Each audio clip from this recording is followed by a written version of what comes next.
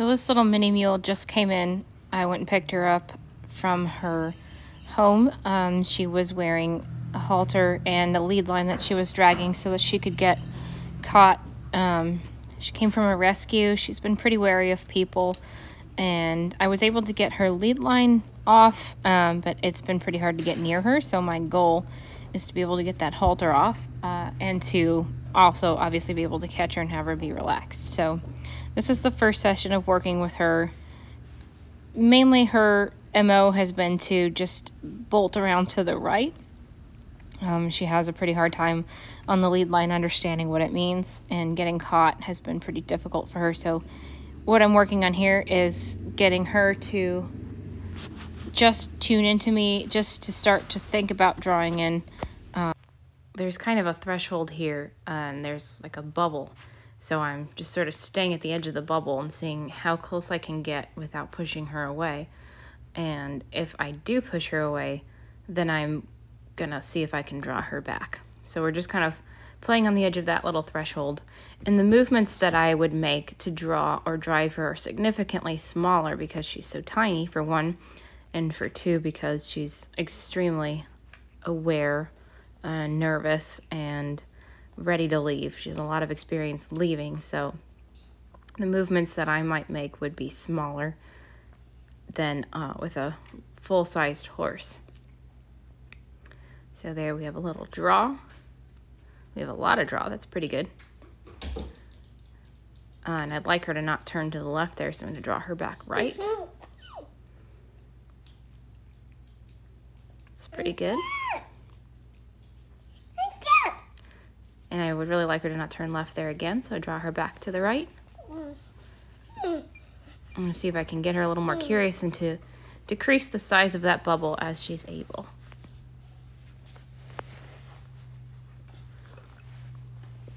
Here we have a little draw to the left. And in her experience, when somebody goes to catch her, it's usually from the left side, and she usually leaves to the right. So I'm paying special attention to the left side drawing more than the right, just because we have some bad experiences there. I'd like her to draw to the right here, so I step a little left. So the draw's working pretty well. Pretty happy there. And I'll see if I can get her to draw left. At this point, it's really not about catching her. It's just about getting her to think a little bit differently about the process. Because when somebody comes in to catch her, she gets tight. She starts thinking about avoiding. She starts running around and thinks she needs to get trapped to get caught.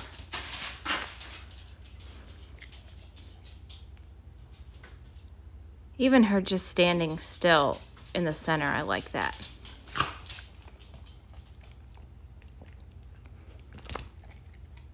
All this practice drawing is so good for her.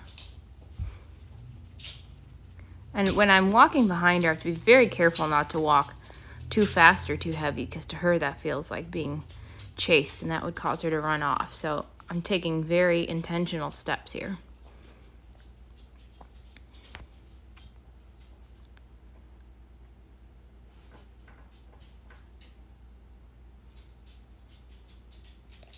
I'll even have the weight kind of rocked back into my heels. If I have too much weight in my toes, that feels like a push to her, puts more pressure on. And when I draw her too, you'll see if you watch carefully, I'll put my weight in the outside leg a little more often than the inside leg. Again, so that I don't feel like I'm pushing on her. I'm trying to kind of open up a space for her to feel comfortable coming into.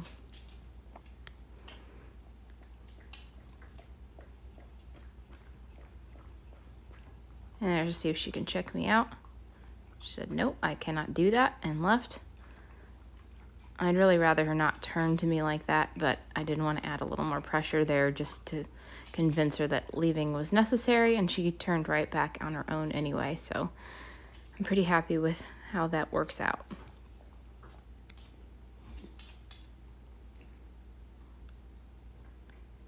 She felt she needed to leave, then she came right on back. And again, taking intentional steps.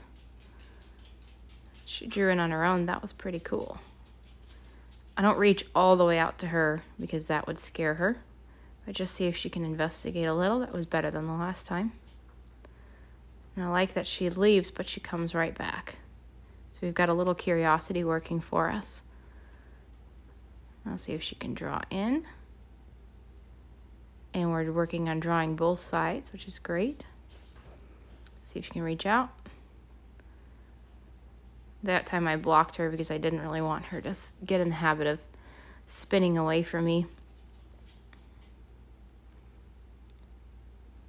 I kind of have to always weigh the pros and cons here with making a little correction, because as you can see, it got her a little upset. And I don't want to squash her curiosity or scare her anymore, but I also don't want her to get into these avoidant habits because she's very quick to go there. So everything is sort of a running experiment, really. She says, that looks different.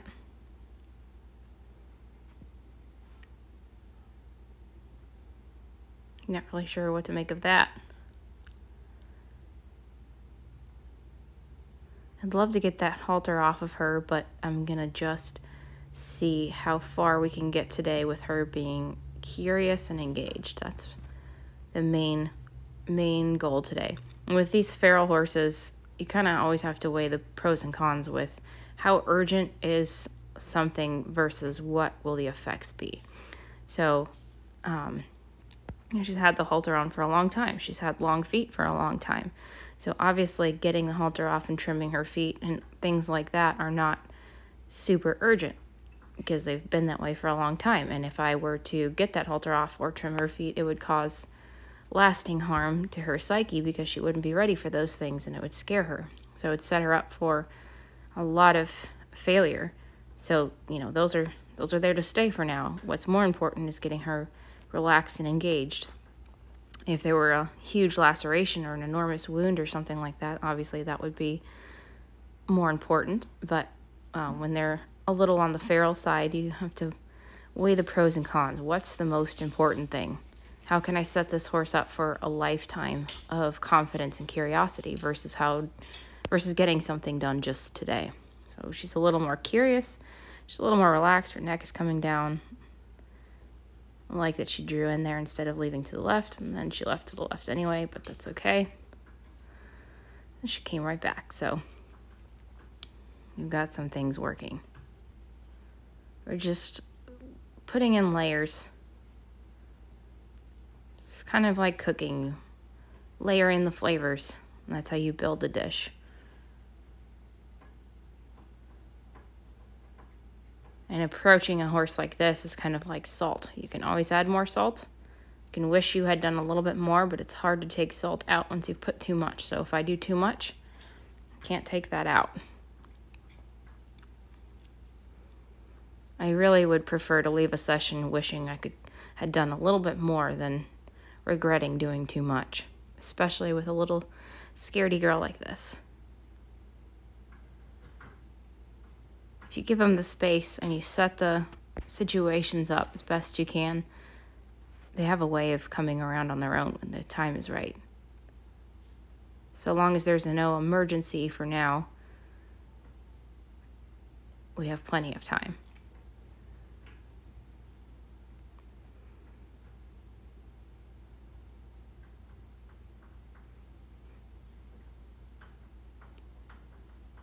There, she's thought about leaving to her left and came back around to the right and approached me and then said, okay, there's my threshold. The threshold is getting smaller.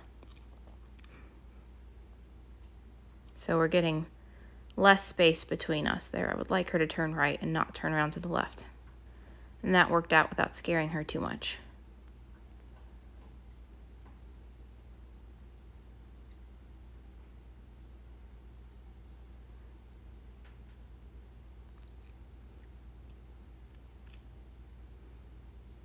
I kind of like her to not do those things where she turns away, but each time she does, she tends to come back, so.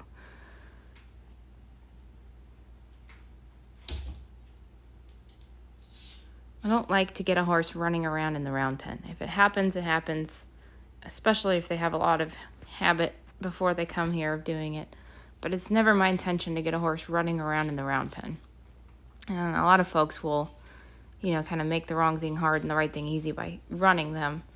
But I find that to not be a long-lasting way to help a horse get confident in being caught, because they get conditioned to get tight. And what you repeat is what they take away. What you practice is what you are teaching. So if you have to chase your horse to catch them, they're not getting more catchable over time. They're getting tighter. So this might take me a little bit longer, maybe not. But my goal is to just be able to walk right in and halter her someday, and I hope to not have to run her around. And I hope to not have her see me as the lesser of two evils ever. So she comes in here and she sees me come in here and thinks, oh geez, I can either get caught or run around. To me, that doesn't seem like a great way to start a partnership. It's kind of like, if my students were wanting to leave and I started chasing them around, why do they want to leave? That's the real problem. Why don't they want to be near me? So our bubble is getting smaller.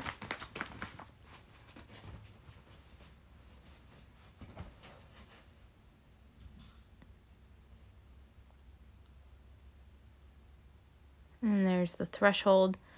She left, but she's starting to leave a little less tight than before.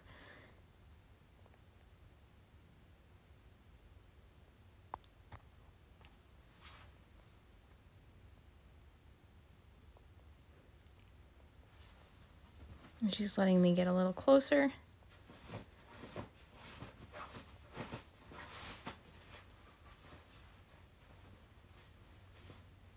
And as I'm walking toward her, I'm looking for which direction and what type of approach works best. So that was pretty cool. So if I approach her from straight on with weight in my toes, she might leave. But if I walk to the side, she may be more interested. So I'm kind of playing around with those feels that work for her.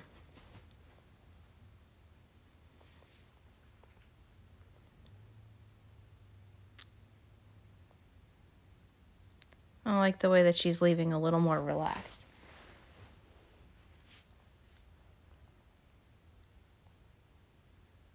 And just by weighting my left foot there, she turned back in. So these movements are getting smaller.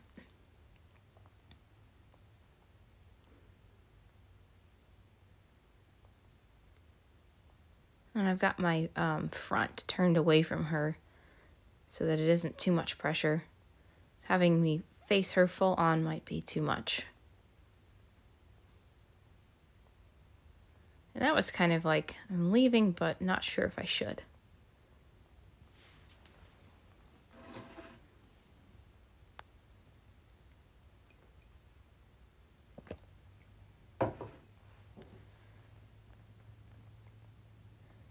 And I stepped back to take my hood off just so it wasn't too close to her and too scary. Sometimes I wonder what goes through their heads when they see us take off our hats and our coats and change appearance before their very eyes. Get bigger, get smaller.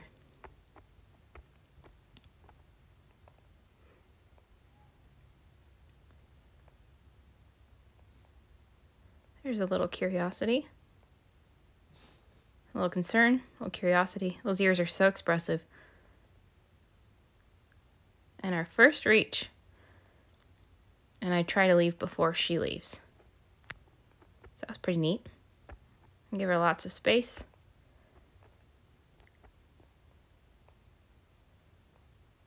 Her ears are kind of saying, what just happened?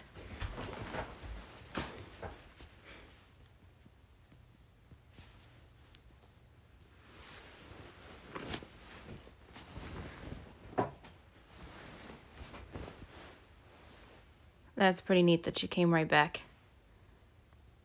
So we're building curiosity here for a lifetime of catchability. And she said, no, can't do it. It's kind of like jumping off a cliff. Might be fun, I might die. It's kind of a hard choice to make.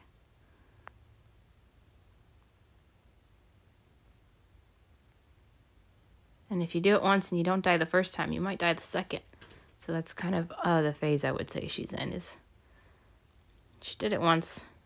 She's not sure about it. It's interesting because sometimes a horse will make an improvement and then they'll get a little worse for a little bit because they did it, but they're not really convinced yet. So they'll kind of try their normal way of going just to check and see.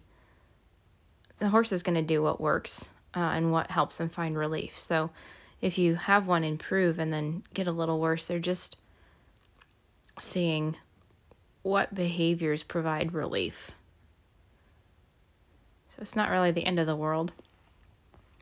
They're just doing what they know, and they have more time and more familiarity with doing those old behaviors than the new ones. So sometimes the new ones are a little unfamiliar and a little scary. So they'll go back to the old ones. You just kind of have to support them through that time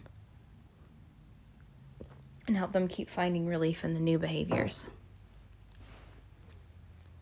And a little gal like this, she's got avoidant behaviors, but she stays stressed because people don't go away. So she is trying to find relief by avoiding, but the pressure stays on because, people still live around her. She's still in fences. She's still in a halter. She's still in a lead rope, and she doesn't understand what any of those things mean or how to find relief. So she's doing the best she can to find herself relief, but it isn't working. So that's why her stress level stays elevated no matter what she does. So I'm looking to help her figure out how to find some relief here by showing her how to relieve pressure, how to draw in, how to engage, how to figure out what the halter means, how to figure out what the lead rope means, how to figure out what the fences mean, because these are the building blocks to leading and understanding the halter and everything. Even though I haven't touched her more than just the tip of her nose right now, eventually the halter is going to mean the same thing. So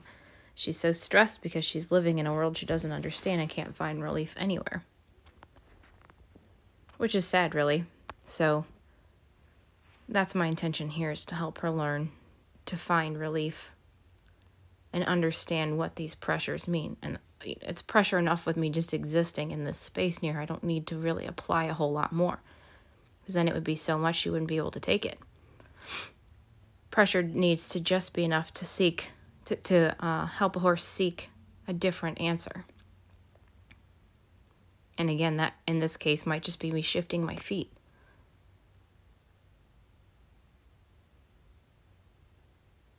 And playing with the space between her and I. That's plenty of pressure for her. There's no need to get her running around. If she runs, it's no big deal, but I certainly wouldn't try to make her run. We can keep all the life that she has naturally and just sort of dissolve the fear. We've got plenty of energy to work with already.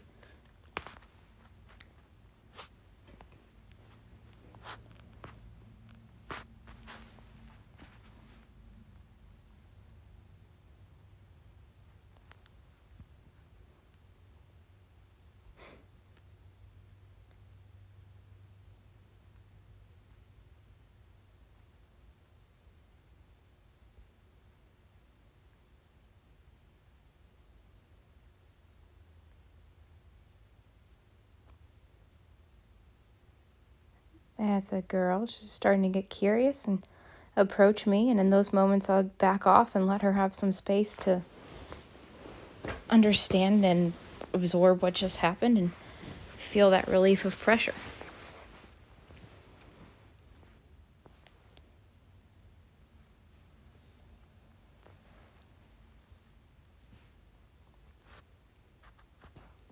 Her ears are so interesting. And there's a little experimentation with seeing if she might be able to put those ears back and have me move. There's a little concern. She's flickering between concern, curiosity, concern, curiosity. It's kind of a productive spot to be in for her at this moment because it's changing.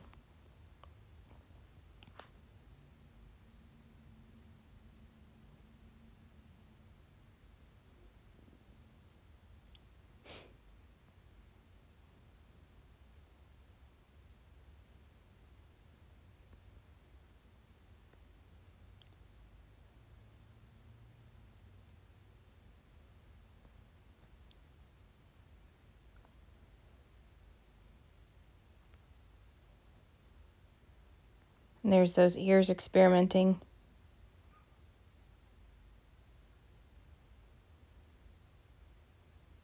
Should I be worried? Should I not be worried?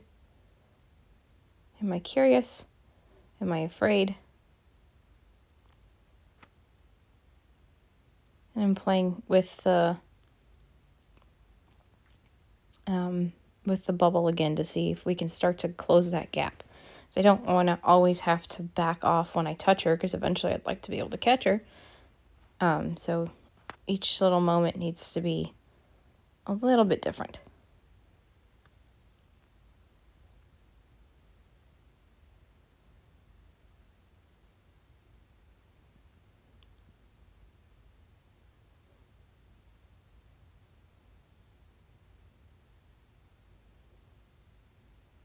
And in that moment, I didn't leave. So I wanted to see if she could kind of learn to deal with me staying a little closer to her.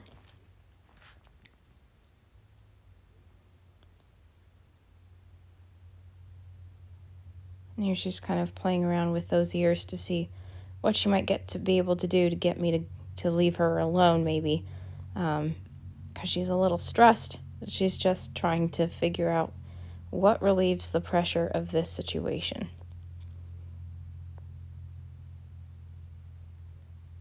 So I don't necessarily need to add anything more, but I just want to show her that won't move me away. So she'll start to play around with something different. Whatever works is what they're going to try.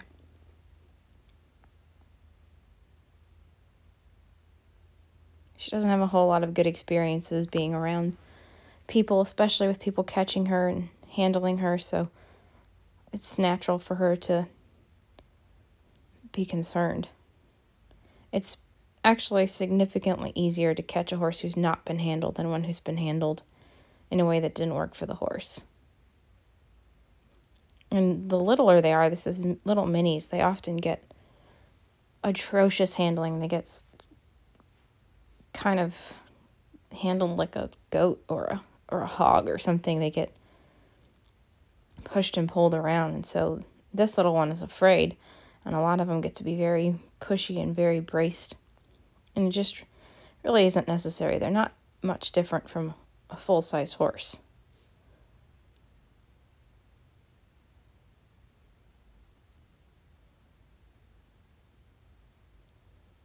So there, I'm not going to leave. And the ears changed.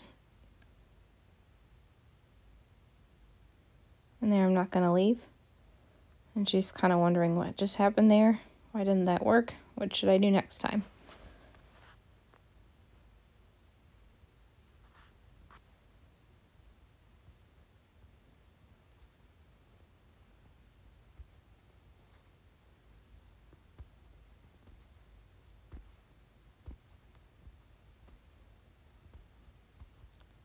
Mules and donkeys, too, they get pushed and pulled so much.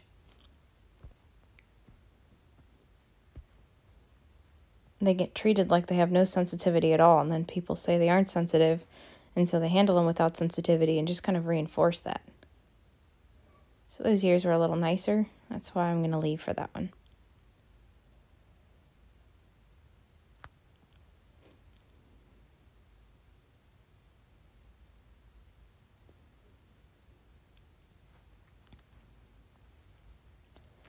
And again, dealing with a horse who's been caught in a way that scared them and caused them to be braced is not anything the same, really, as a horse who's never been caught, which is why this is a little different.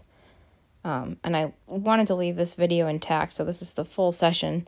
The only thing I've edited out are little moments where the camera maybe fell. So you can see how the horse fluctuates. They get a little better, they get a little worse. They try something, and then they try something else, and then they're not really sure what to do, and it's kind of the nature of it. As you're just guiding the horse toward looking for the best option, and understand that progress with these ones isn't a straight upward line. It's kind of a squiggly little curve. If this horse had never been handled it all, this would probably take less time. But because in her mind, human interaction has caused her to be conditioned to brace and to avoid, is a little trickier.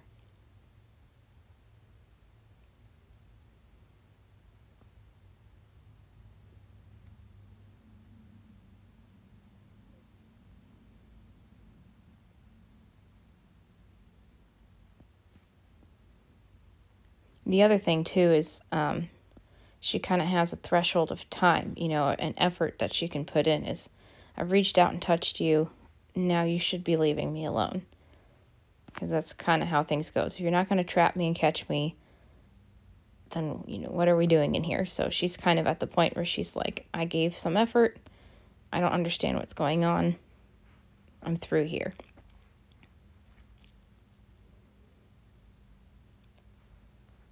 If you're not going to leave and you're not going to let me leave, then what are we doing? So she's just got to kind of help. I've just got to help her get through that.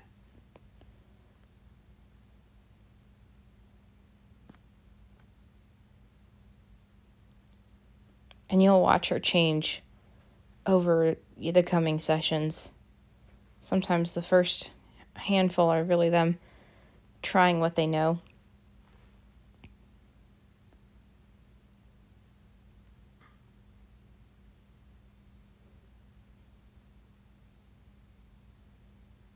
She's not really sure what to do right now.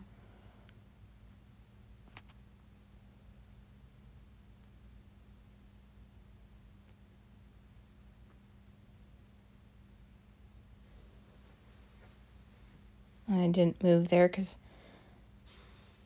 I don't want her to think that she can approach me with aggression and have me leave. But again, I don't need to add any more pressure because it's already enough.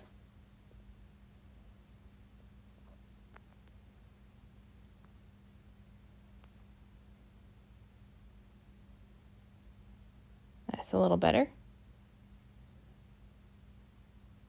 That's.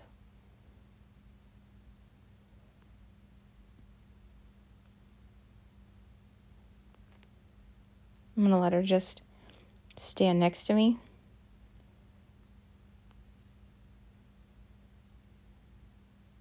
That's really hard for her.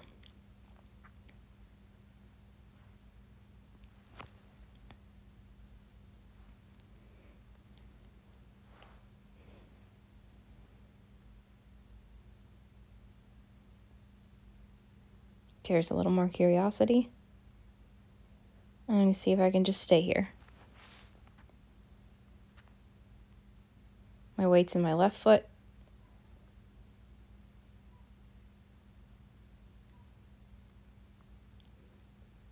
And she's staying a little bit longer this time, so that's cool.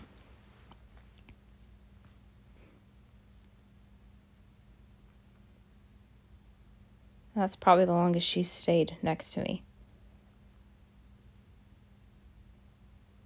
So we are increasing the threshold, kind of connecting bubbles. And after she's touched me, seeing if she can stay instead of just touch and run. Her ears are getting a little less concerned overall. She's staying a little bit longer.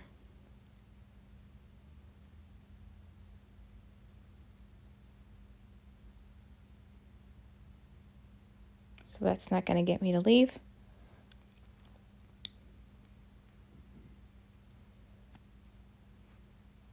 But I do like that she comes right back. She's starting to get a little more curious.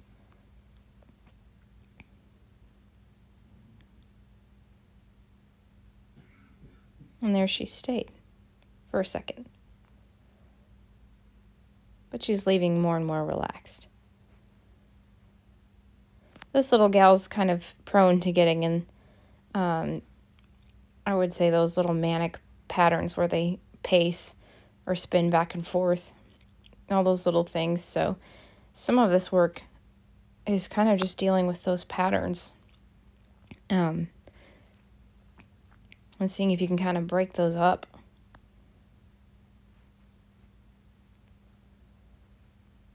they're sort of a way for the horse to try and self-soothe, but they don't really have the effect of soothing because the pressure of domestic living doesn't go away. So they're looking for a way to relieve stress, but unfortunately it's not relieving stress, it's making stress worse for them. So this is why we have a responsibility to help them learn to deal with the stress that they're in. And short of turning a horse loose back into the wild, they're going to deal with stress. Because we have fences, and we have halters, and we have vaccines, and we have trims, and we have all these things that are pressure and predatory feeling to them that they don't understand. And a lot of rescues are providing care in a very well-meaning way, but the horse does not understand those things. They aren't prepared for those things, and those can leave lasting trauma as well. So a horse doesn't have to just be abused to get traumatized. It's really any handling that they don't understand, and that develops fear. Fear has a way of creating more fear.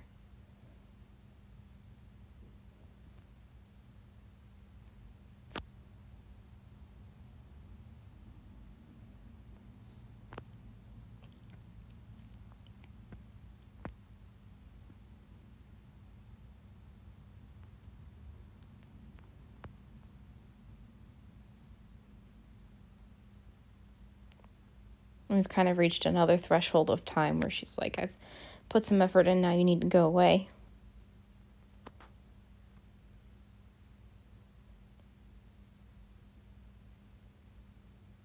If she gets fast, I need to stay not fast. I need to stay slow and smooth as much as I can.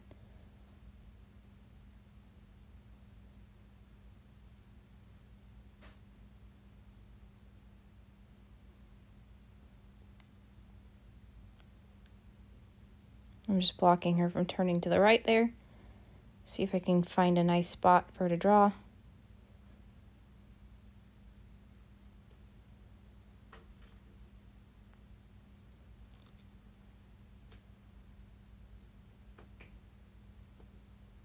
She's very expressive with her tail, her ears, her little jaws so tight.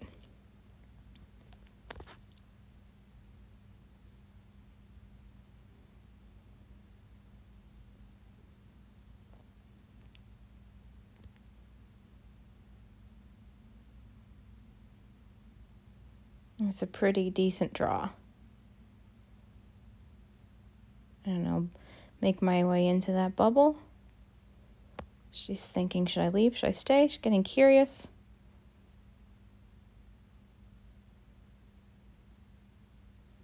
I'm pretty happy with this. Yeah, it's a girl.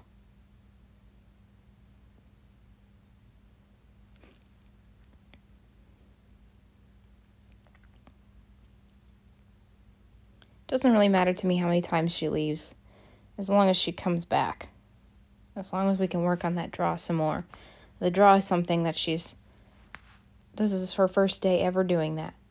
The draw is not something that she has a lot of practice at, so this is hard. She's used to spinning away and then getting trapped in a corner to get caught.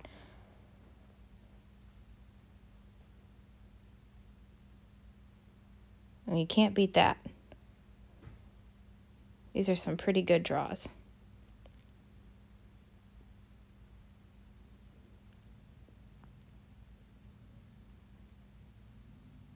I want her to eventually start to find some comfort in that draw. So that haltering isn't something that happens to her. It's something she can participate in. Something that feels good to her. Instead of something she doesn't understand happening to her.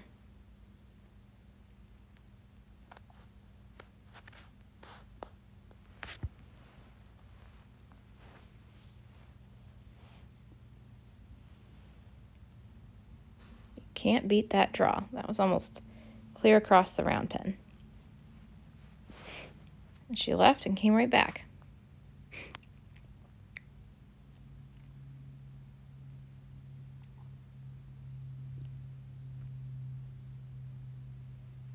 So the last thing I leave her on is where we'll pick off the next time. So that's where I'm going to leave it.